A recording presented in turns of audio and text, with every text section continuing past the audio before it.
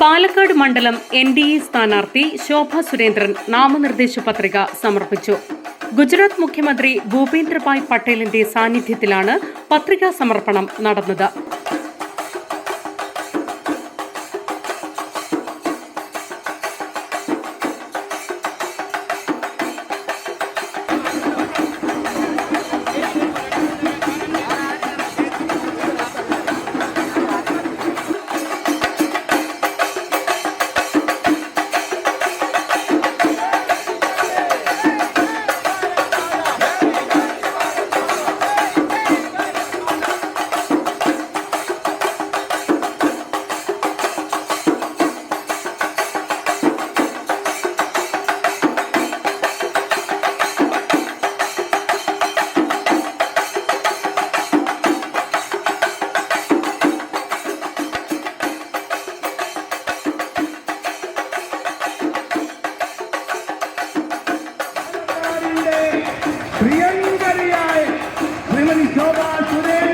BJP തെരഞ്ഞെടുപ്പ് committee ഓഫീസിൽ നിന്ന് ആയിരക്കണക്കിന് പ്രവർത്തകരുടെ ആവേശഭരിതമായ മുദ്രാവാക്യങ്ങളോടെ ജാഥയായാണ് ശോഭ സുരേന്ദ്രനും ഗുജറാത്ത് മുഖ്യമന്ത്രി ഭൂപേന്ദ്രഭായ് പട്ടേലും പാലക്കാട് RTO ഓഫീസിലേക്ക് എത്തിയത്.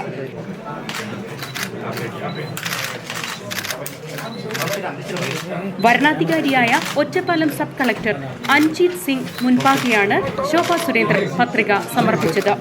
പാലക്കാട് മുനിസിപ്പൽ ചെയർമാൻ സ്മിതേഷ്, മണ്ഡലം പ്രസിഡന്റും ക്ഷേമകാര്യ സ്റ്റാൻഡിംഗ് കമ്മിറ്റി ചെയർമാൻ ശശികുമാറും പാലക്കാടുള്ള പ്രമുഖ BJP നേതാക്കൾ തുടങ്ങിയവരും ശോഭയ്ക്കൊപ്പമുണ്ടായിരുന്നു. സംസ്ഥാനം ഉറ്റുനോക്കുന്ന മത്സരമാണ് പാലക്കാട് നടക്കാനിരിക്കുന്നത്. ശോഭ സുരേന്ദ്രന്റെ വരവോടുകൂടി പാലക്കാട് തെരഞ്ഞെടുപ്പ് ഏറെ ശ്രദ്ധ നേടുകയാണ്.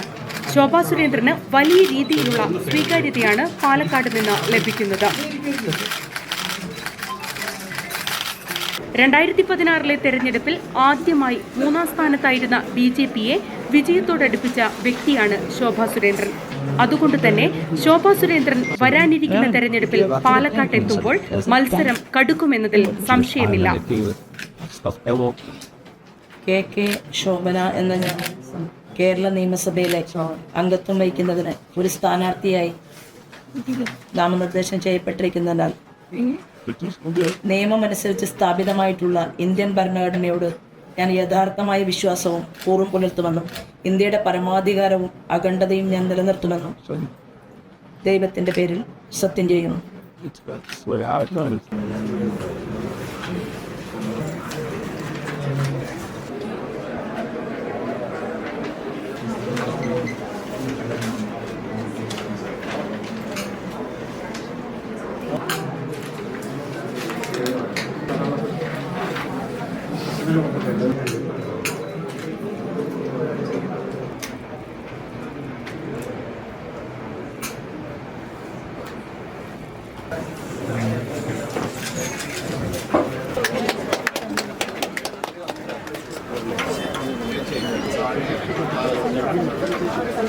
किसी को दे दो.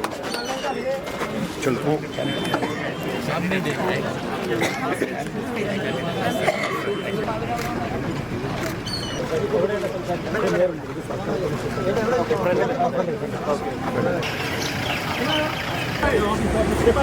ഇവിടെ എത്തിച്ചേർന്നിട്ടുള്ള മുഴുവൻ ഭാരതീയ ജനതാ പാർട്ടിയുടെയും NDAയുടെയും സഹപ്രവർത്തകന്മാർ, മാധ്യമ സുഹൃത്തുക്കൾ, ജനാധിപത്യ വിശ്വാസികൾ ഏവർക്കും ഹൃദയപൂർവ്വം നമസ്കാരം. നമ്മുടെ ആരാധനായിട്ടുള്ള ഗുജറാത്തിന്റെ CM ശ്രീമാൻ ഭൂപേന്ദ്ര പട്ടേൽജി ഈ കേരളത്തിലേക്ക് വന്നിരിക്കുകയാണ്. നമുക്ക് ഏറെ സന്തോഷമുണ്ട്. പാലക്കാട് പോലെ ഒരു നമ്മുടെ വികസനം എത്താത്തൊരു മണ്ഡലത്തിലേക്ക് ഗുജറാത്തിന്റെ CM വരുന്നു എന്ന് പറയുന്നത് വികസനം കാണാൻ വേണ്ടി കേരളത്തിൽ നിന്ന് വൈബ്രന്റ് ഗുജറാത്തിന്റെ ഭാഗമായിട്ടും ഇവിടെ നിന്ന് ആളുകൾ അങ്ങോട്ടേക്ക് പോയി. അതിൽ കക്ഷി രാഷ്ട്രീയ വ്യത്യാസം ഉണ്ടായിരുന്നില്ല. മുഖ്യമന്ത്രിയുടെ പാർട്ടിയിൽപ്പെട്ടവരും രഹസ്യമായിട്ടാണെങ്കിൽ പോലും ഗുജറാത്ത് കാണാനും ഗുജറാത്തിലെ വികസന പ്രവർത്തനങ്ങളെ കുറിച്ച് മനസ്സിലാക്കാനും അവിടേക്ക് പോയി എന്നുള്ള യാഥാർത്ഥ്യത്തെ മുന്നിൽ നിർത്തിക്കൊണ്ട് അത്തരത്തിലുള്ള പ്രവർത്തനങ്ങൾക്ക് ഏറ്റവും വർഷമായിട്ട് നേതൃത്വം നൽകുന്ന ഗുജറാത്തിന്റെ അതിപ്രഗത്ഭമതിയായിട്ടുള്ള ഇപ്പോഴത്തെ ഗുജറാത്തിന്റെ മുഖ്യമന്ത്രിയാണ് നമ്മുടെ മുന്നിൽ വന്നിട്ടുള്ളത്. അദ്ദേഹത്തോട് ഹൃദയപൂർവ്വം അദ്ദേഹത്തിന്റെ വരവിൽ നന്ദി അറിയിച്ചുകൊണ്ട് അദ്ദേഹത്തിന്റെ മനസ്സിനകത്തുള്ള സ്വപ്നത്തെ പ്രാവർത്തികമാക്കാൻ, പൂവണിയിക്കാൻ, വിശ്വാസത്തെ വാക്കാക്കി മാറ്റാൻ നമ്മളെല്ലാവരും ഉണ്ടാകും എന്ന് പറഞ്ഞുകൊണ്ട് അദ്ദേഹത്തെ ഹൃദയപൂർവ്വം ആരാധനായിട്ടുള്ള മുഖ്യമന്ത്രിയെ അദ്ദേഹത്തെ ഞാൻ ഈ വേദിയിൽ സംസാരിക്കാനായിട്ട് പ്രവർത്തകരെ അഭിവാദ്യം ചെയ്യാനായിട്ട് ക്ഷണിക്കുകയാണ്. पालक्काड विधानसभा क्षेत्र के लोकप्रिय उम्मीदवार शोभा जी को बहुत बहुत शुभकामनाएं देता हूँ। केरलम के माननीय वड़ा प्रधान श्री माननीय नरेंद्र भाई ने जब से गुजरात के मुख्यमंत्री के दौर से जो विकास की राजनीति शुरू की और आज सारे देश में सब राज्यों ने धीरे धीरे सब ने विकास की राजनीति को अपनाया है। लास्ट में आपने बिहार में भी देखा होगा, उन्होंने भी विकास की राजनीति को पकड़ के आगे चलना मंजूर किया। तो आप सभी लोग भी, केरल में भी सभी लोग विकास की राजनीति को तेजी से आगे बढ़ाने के लिए डबल इंजन सरकार माननीय नरेंद्र भाई मोदी की एनडीए सरकार के सभी उम्मीदवार को विजयी बनाइए। धन्यवाद। ഞങ്ങൾ പാലക്കാടിലെ മുഴുവൻ വോട്ടർമാരുമായി ഒരു ഡീൽ ഉറപ്പിച്ചിട്ടുണ്ട്. ആ ഡീൽ എന്ന് പറയുന്നത് പാലക്കാടിന്റെ വികസനത്തിന് വേണ്ടി മുഴുവൻ വോട്ടർമാരും ഇത്തവണ ഭാരതീയ ജനതാ പാർട്ടിക്ക് വോട്ട് നൽകണം എന്നുള്ള അപേക്ഷയുമായിട്ട് ഞങ്ങൾ യാത്ര ചെയ്തുകൊണ്ടിരിക്കുന്നു. അത് വോട്ടർമാർ തീരുമാനമെടുത്തിരിക്കുന്നു. അതിൽ കോൺഗ്രസ് ഉണ്ടാകില്ല, മാർക്സിസ്റ്റ് പാർട്ടി ഉണ്ടാകില്ല, ഒരു വ്യത്യാസവുമില്ലാതെ ഭാരതീയ ജനതാ പാർട്ടിയുടെ NDAയുടെ സ്ഥാനാർത്ഥിക്ക് എല്ലാ പാർട്ടിയിലെയും നല്ല മനുഷ്യർ, വികസനം ആഗ്രഹിക്കുന്നവർ വോട്ട് ചെയ്യും എന്നുള്ളത് ശ്രീമാൻ VD സതീശന് ബോധ്യപ്പെട്ടു, ശ്രീമാൻ KC വേണുഗോപാലിനും ബോധ്യപ്പെട്ടു. പാലക്കാടിലെ BJP വിജയിക്കുമെന്ന് രണ്ടുപേർക്കും ഉറപ്പായി. അത് എത്ര വോട്ടിന്റെ ഭൂരിപക്ഷത്തിനാണ് എന്ന് മാത്രമേ ഉറപ്പില്ലാത്തതുള്ളൂ. അതുകൊണ്ടാണ് ഇത്തരത്തിലുള്ള ഒരു സ്റ്റേറ്റ്മെന്റുമായിട്ട് ഇപ്പം മുന്നോട്ട് വന്നിട്ടുള്ളത്. മാത്രവുമല്ല, ഒരു ചോദ്യം ഞാൻ കോൺഗ്രസിന്റെ ലീഡർഷിപ്പിനോട് ചോദിക്കാൻ ആഗ്രഹിക്കുകയാണ്. എന്തുകൊണ്ടാണ് 47 വർഷക്കാലം ഈ അസംബ്ലി മണ്ഡലത്തിൽ കോൺഗ്രസിന്റെ MLA ഉണ്ടായിട്ട് എന്തുകൊണ്ട് ഈ നേതാക്കന്മാർക്ക് പാലക്കാട് ആഗ്രഹിച്ച ഒരു സ്ഥാനാർത്ഥിയെ കൊടുക്കാൻ സാധിച്ചില്ല എന്നുള്ള ഒരു ചോദ്യം ഞാൻ ചോദിക്കാൻ ആഗ്രഹിക്കുകയാണ്. കൂടാതെ എന്തിനാണ് നിങ്ങൾ ഒളിച്ചോടി പോകുന്നത്? അതായത് നിങ്ങളുടെ ഒളിച്ചോട്ടം എന്ന് പറയുന്നത് വികസനത്തിൽ നിന്നാണ്. വികസനം ചർച്ച ചെയ്യാൻ സാധിക്കുന്നില്ല.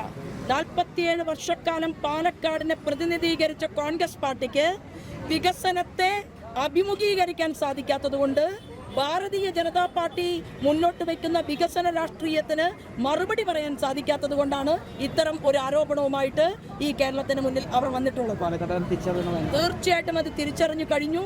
അതുമാത്രവുമല്ല, ഞങ്ങളെ സംബന്ധിച്ച് ഞങ്ങൾ പറയുന്നത് 47 വർഷം കോൺഗ്രസും 20 വർഷത്തിലധികം LDFും ഇവിടെ പ്രതിനിധീകരിച്ചിട്ടും പാലക്കാടിൻ്റെ സമസ്ത മേഖലകളിലും ഇന്ന് പരാജയമാണെങ്കിൽ ആ പരാജയത്തെ ചർച്ച ചെയ്തുകൊണ്ടാണ് ഞങ്ങൾ തെരഞ്ഞെടുപ്പിൻ്റെ പോരാട്ടത്തിന് മുന്നിൽ നിൽക്കുന്നത്. അത് തീർച്ചയായിട്ടും ഇവർ പറഞ്ഞത് ശരിയാണ്. ഇവിടുത്തെ ജനങ്ങൾ തീരുമാനമെടുത്തിട്ടുണ്ട്. അവരുടെ ശോഭ നിയമസഭയിൽ പോയാൽ മതി. പാലക്കാട്ടുകാർക്ക് എല്ലാ 3 പാർട്ടിക്കും കൂടി ഒരാൾ മതി എന്നാണ് ഇപ്പോൾ പാലക്കാട്ടിലെ അമ്മമാരും സഹോദരന്മാരും ഒക്കെ പറയുന്നത്. അതിനു വേണ്ടിയിട്ട് സ്ഥാനാർത്ഥി എന്നുള്ള രീതിയിൽ ഞാൻ ഓരോ വീടുകളിലും കയറി ചെല്ലുകയാണ്. UDF വിജയിച്ച മമ്മൂട്ടിയെ കൊണ്ടുവരുന്ന സ്ഥാനാർത്ഥി പറഞ്ഞത് ഇപ്പൊ ഗുജറാത്ത് മുഖ്യമന്ത്രിയെ തന്നെ കൊണ്ടുവന്നിരിക്കുന്നത് കൃത്യമായിട്ട് വികസനമാണ് ലക്ഷ്യം. കൃത്യമായ സന്ദേശം നൽകുകയാണ്. തീർച്ചയായിട്ടും ഈ കേരളത്തിന്റെ വികസനത്തെ കുറിച്ചാണ് ഞങ്ങൾ ചർച്ച ചെയ്യുന്നത്. അതുപോലെ തന്നെ ഞങ്ങൾ ഇവിടുത്തെ പൊതുസമൂഹത്തോട് ചോദിക്കുന്നത് മാത്തൂരിലെയും കണ്ണാടിയിലെയും പിരായിരിയിലെയും കർഷകർ ഇന്നും ദുരിതം അനുഭവിക്കുന്നതിനെ കുറിച്ചാണ്. ജലസാന്ദ്രത കുറഞ്ഞുകൊണ്ടിരിക്കുന്ന പാലക്കാട്, അത്യുഷ്ണം അനുഭവിച്ചുകൊണ്ടിരിക്കുന്ന പാലക്കാട് ഒരുപക്ഷെ സ്ഥാനാർത്ഥിക്ക് അങ്ങോട്ടേക്ക് കൊടുക്കാനേ പാടില്ലാത്തതുള്ളൂ അല്ലേ? ഇപ്പോൾ സ്ഥാനാർത്ഥി എന്നുള്ള രീതിയിൽ നിങ്ങളുടെ ശോഭയ്ക്ക് ഏതാണ്ട് 50ഓളം വരുന്ന ആളുകൾ ശോഭാ സുരേന്ദ്രൻ ജയിക്കുകയാണെങ്കിൽ 50 കുളങ്ങൾ കുഴിക്കാൻ വേണ്ടി 5 സെന്റ് തരാമെന്ന് ഇങ്ങോട്ടേക്ക് വാഗ്ദാനം നൽകിക്കൊണ്ട് 52ഓളം ആളുകൾ രംഗത്ത് വന്നിരിക്കുകയാണ്. അതിന് നേതൃത്വം കൊടുക്കുന്നത്, അവരുമായി ചർച്ച നടത്തുന്നത് ISROയുടെ ഡയറക്ടറാണ്. അദ്ദേഹം ഇതിനെക്കുറിച്ച് സയന്റിഫിക്കായി പഠിക്കുകയും പരിശോധിക്കുകയും ചെയ്ത് ഇവിടെ ഞങ്ങൾ ജലസംഭരണി എങ്ങനെ ഉയർത്താൻ സാധിക്കും എന്നതിനെ കുറിച്ച് ചർച്ച ചെയ്യുകയാണ്. പ്രൊഫസർമാരുടെ നേതൃത്വത്തിൽ മറ്റൊരു ടീമുണ്ട്. അത് വിദ്യാർത്ഥികൾക്ക് വേണ്ടിയിട്ടാണ്. സമഗ്രമായിട്ടുള്ള വികസനം ഞങ്ങൾ ചർച്ച ചെയ്തുകൊണ്ടായിരിക്കും തെരഞ്ഞെടുപ്പിൽ മുന്നോട്ട് പോകുന്നത്. സാധാരണക്കാരായ ജനങ്ങൾക്കൊപ്പം അവരുടെ പ്രശ്നങ്ങൾക്ക് കക്ഷിഭേദമന്യേ നിലപാടുകൾ സ്വീകരിക്കുന്ന ശോഭാ സുരേന്ദ്രന് പാലക്കാട്ടുകാർ ഇരുകൈയിൽ നീട്ടിയാണ് സ്വീകരിക്കുന്നത്. പാലക്കാട് BJPക്ക് 29% വോട്ടുകൾ വർദ്ധിപ്പിക്കാൻ സാധിച്ചത് ശോഭാ സുരേന്ദ്രന്റെ വരവോടുകൂടിയാണ്. കൂടുതൽ വാർത്തകളും വിശേഷങ്ങളും നേരിട്ട് ലഭിക്കാൻ ജനങ്ങളിൽ നിന്ന് ജനങ്ങളിലേക്ക് ജനഭൂമി ന്യൂസ് സബ്സ്ക്രൈബ് ചെയ്യൂ. ബെൽ ബട്ടൺ അമർത്താനും മറക്കരുത്.